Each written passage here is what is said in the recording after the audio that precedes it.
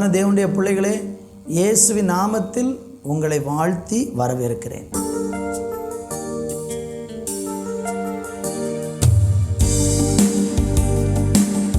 எண்ணி முடியா அதிசயங்கள் என் வாழ்வில் செய்பவரே,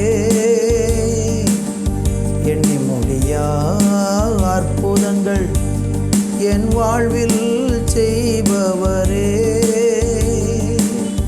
எண்ணி முடியா அதிசயங்கள் என் வாழ்வில் செய்பவரே, எண்ணி முடியா அற்புதங்கள் என் வாழ்வில் செய்பவரே. கோடி கோடி நன்றி சொன்னாலும் உமக்கது ஈடாகுமோ? கோடி கோடி நன்றி சொன்னாலும் வாழ்நாள் ஈடாகுமோ? கோடி கோடி நன்றி சொன்னாலும் உமக்கது ஈடாகுமோ? கோடி கோடி நன்றி சொன்னாலும் என் வாழ்நாள் ஈடாகுமோ? ஏற்ற வேளையிலும் வாக்குகள் தந்து என்னை சோர்ந்திடாமல் காத்ததை எண்ணி பாடுவேன். சோர்ந்திட்ட வேளையிலும் கிருபைகள் தந்து என்னை விழுந்திடாமல் சுமந்ததை போற்றி பாடுவேன். ஏற்ற வேளையிலும் வாக்குகள் தந்து என்னை சோர்ந்திடாமல் காத்ததை எண்ணி பாடுவேன். சோர்ந்திட்ட வேளையிலும் கிருபைகள் தந்து விழுந்திடாமல் சுமந்ததை போற்றி பாடுவேன். இடைவிடாமல் காத்தீரையா, உந்தன் வார்த்தையினால் நடத்தினீரையா. இடைவிடாமல் காத்தீரையா, உந்தன் வார்த்தையினால் நடத்தினீரையா. கோடி கோடி நன்றி சொன்னாலும் உமக்கது ஈடாகுமோ? கோடி கோடி நன்றி சொன்னாலும் என் வாழ்நாள் ஈடாகுமோ? கோடி கோடி நன்றி சொன்னாலும் உமக்கது ஈடாகுமோ? கோடி கோடி நன்றி சொன்னாலும் என் வாழ்நாள் ஈடாகுமோ?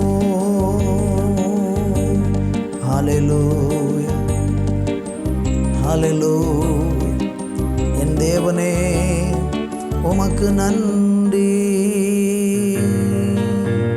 உமக்கு ஸ்தோத்திரம் அப்பா. உம்முடைய நாமத்தை நாங்கள் உயர்த்தி, ஆண்டவரே, இந்த வேளையிலே உம்மை உயர்த்தி மகிமைப்படுத்துகிறோம். எங்கள் நடுவில் நீர் பெரியவராக இருந்து பெரிய காரியங்களை செய்யும். இயேசுவின் நாமத்தில் பிதாவே, ஆமென், ஆமென். அன்பு தேவ பிள்ளைகளே, இந்த நாளில் நம்ம வாசிப்பதற்கு 1 சாமுவேலின் புஸ்தகம் அதனுடைய 2ஆம் அதிகாரம் 1வது வசனத்தை வாசிக்கிறேன். அப்பொழுது அன்னாள் ஜெபம் பண்ணி, என் இருதயம் கர்த்தருக்குள் களி கூறுகிறது, என் கொம்பு கர்த்தருக்குள் உயர்ந்திருக்கிறது, என் பகைஞரின் மேல் என் வாய் திறந்திருக்கிறது, உம்முடைய ரட்சிப்பினாலே சந்தோஷப்படுகிறேன்.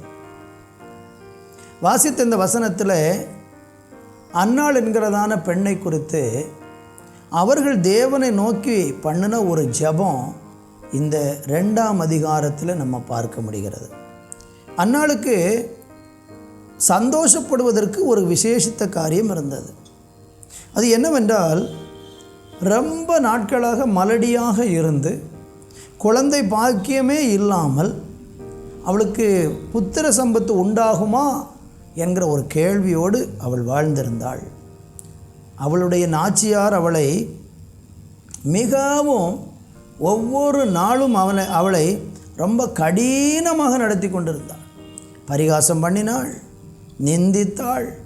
அதன் நடுவில் மிகுந்த கண்ணீரோடு தேவனுடைய ஆலயத்தில் போய் அவள் வேண்டிக் கொண்ட போது அவளுடைய வேண்டுதலை கர்த்தர் கேட்டு அவளுக்கு ஒரு ஆண் குழந்தையை கொடுத்து ஆசீர்வதித்தார்.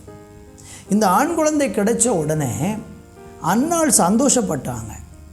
அந்த சந்தோஷத்தின் வெளிப்பாடாகத்தான் இந்த 2ஆம் அதிகாரத்தில் துவக்கத்தில் உள்ள சில வசனங்களில் அந்த சந்தோஷத்தை வெளிப்படுத்தும் வண்ணமாக பல வார்த்தைகளை அவர்கள் பயன்படுத்துகிறாங்க.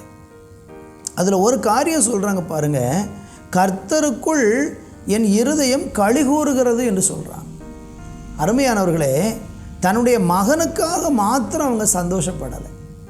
மகனை தேவன் கொடுத்துருக்கிறாருன்னு சொல்லி, ஆண்டவரே நீங்கள் எனக்கு ஒரு மகனை கொடுத்துருக்கீங்க அப்படி சொல்லி வெறும் உலக காரியத்துக்காக மாத்திரம் சந்தோஷப்படாமல் கர்த்தருக்குள் என் இருதயம் களிகூறுகிறதுன்னு சொல்கிறாங்க.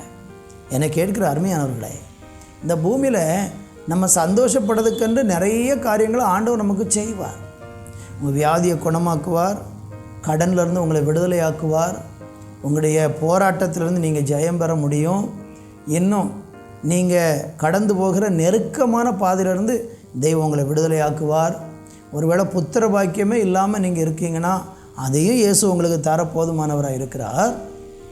இப்படி உலக பிரகாரமாக சில நன்மைகள் நம்ம ஜெபம் பண்ணி ஆண்டவர்கிட்ட பெற்றுக்கொண்டாலும் நம்ம சந்தோஷம் எப்போவுமே அந்த உலக காரியத்தின் மேலே சந்தோஷப்படவே கூடாது. நம்ம சந்தோஷப்பட வேண்டியது கர்த்தருக்குள் சந்தோஷப்பட வேண்டும். அவங்க சொல்கிறாங்க, என் கொம்பு கர்த்தருக்குள் உயர்ந்திருக்கிறது என்று சொல்லுகிறதை பார்க்கிறோம். சங்கீதக்காரனாக தாவீது தன்னுடைய சங்கீதம் 9:2 சொல்கிறாரு, உம்மில் மகிழ்ந்து களிகூறுவேன், உன்னதமானவரே உமது நாமத்தை கீர்த்தனம் பண்ணுவேன்.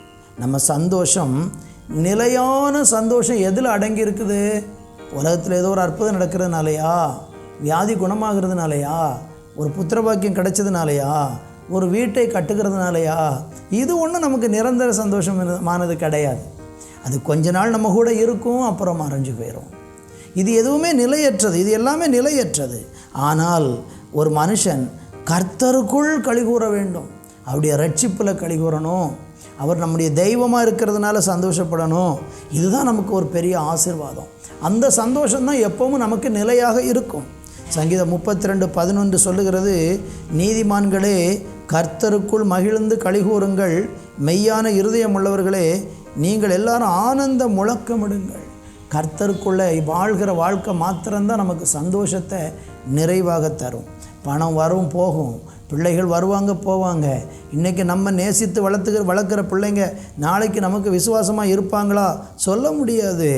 ஆனால் நம்முடைய சந்தோஷம் எப்பொழுதும் ஆண்டவருக்குள்ளே நிலையாக இருக்கணும். ஏன்னா அதுதான் நிலைத்திருக்கிற சந்தோஷம், நிலையான சந்தோஷம். நல்ல தகப்பனே, அந்த நிலைத்திருக்கிற நிலையான சந்தோஷத்தை உங்கள் பிள்ளையோட இருதயத்தில் நீங்கள் கொடுத்து அவங்க வாழ்க்கையை ஆசீர்வதிங்க. இயேசுவின் நாமத்தில் பிதாவே, ஆமேன், ஆமேன்.